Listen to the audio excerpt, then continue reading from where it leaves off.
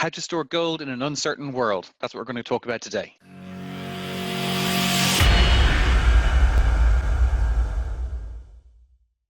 Hi, my name is Stephen Flood, and today I'd like to talk to you about allocated and segregated gold. In 24 years of experience in the financial markets, I've come across two types of investors. You have speculators, people who care about getting an exposure to the markets because they think it's undervalued and they want to capture that upward move.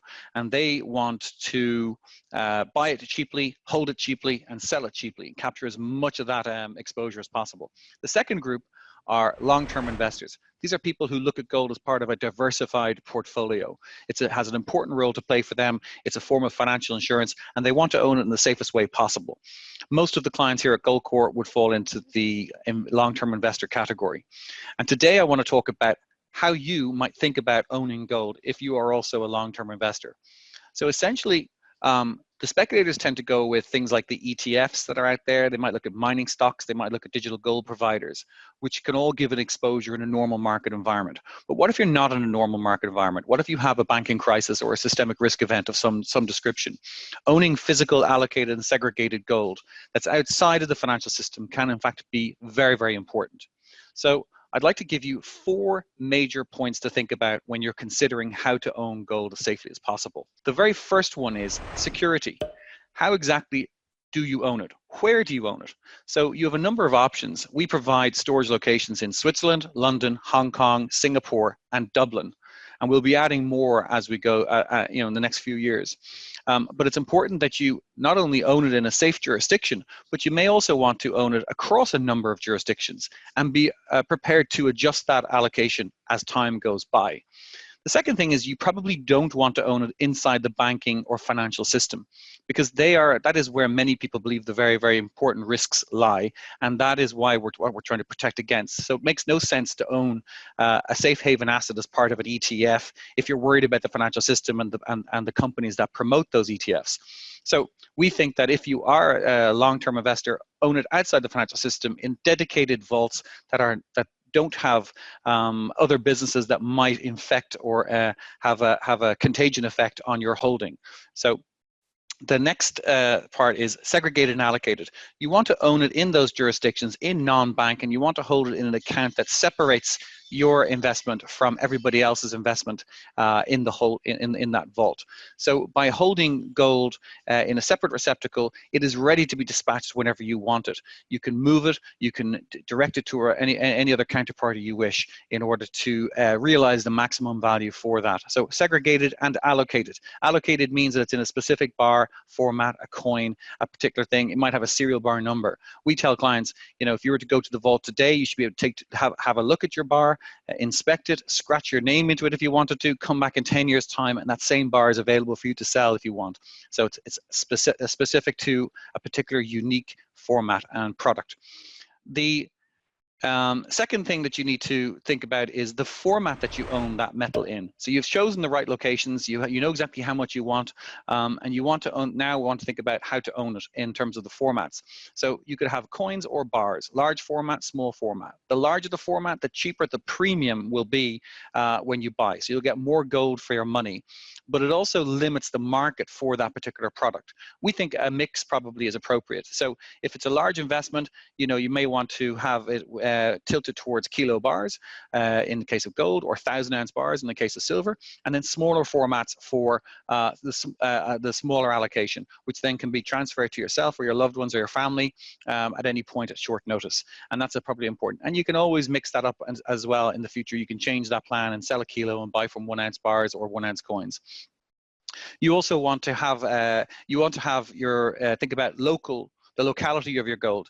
We think it should be at arm's length, some of it at least. So you might want to keep some at home or in a safe location near your house where you can get access to it very, very quickly. And you want to also have it in a way with a professional dealer or vault where they can dispatch it to you very, very quickly. So many of our clients could have their gold dispatched within 36 hours and have it in their hand via courier. And I think that's actually a very, very important thing too, because as the circumstances change around the world, you may want to access that gold or take more at home, or maybe even remove some from home and have it stored professionally.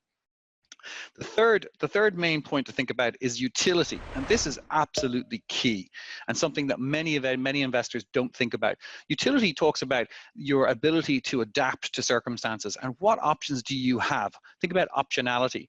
You know, can you deal, if you were to call your dealer in the morning and say, you know what, give me a price for that kilo bar or that 1 ounce bar, and they give you a price that's absolutely awful, and they have these secret charges and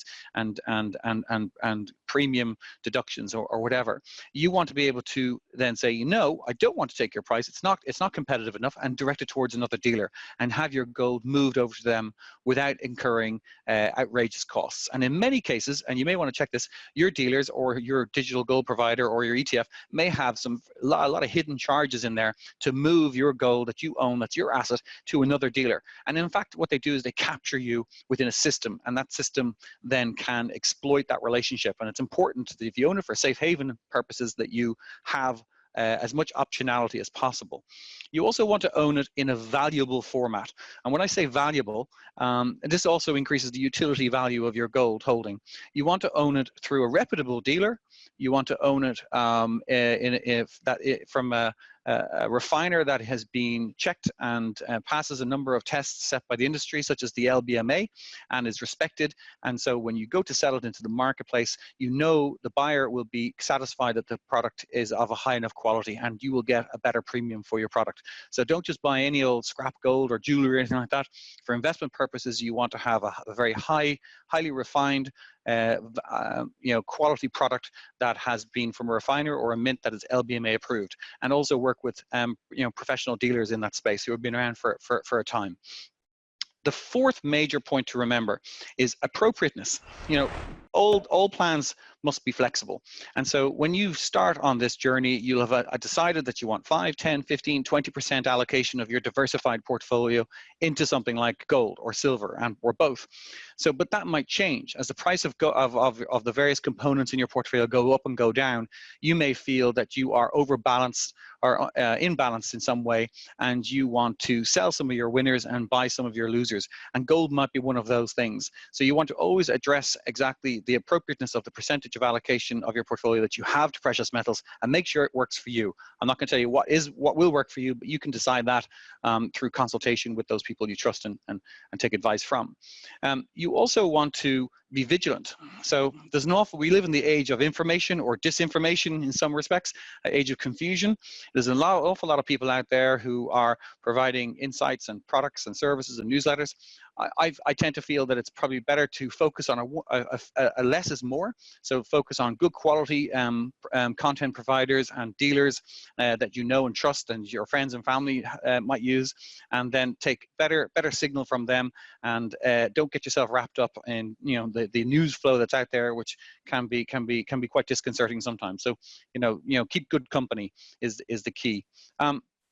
And you want to have the appropriate spread of assets. So always consider, you might have so much in Zurich, London, Hong Kong, Singapore at home. That allocation may need to change over time. So you need to be, to always think, is that appropriate allocation, the appropriate spread for you and where you are in life? Well, thank you for your attention today. I hope you found this informative.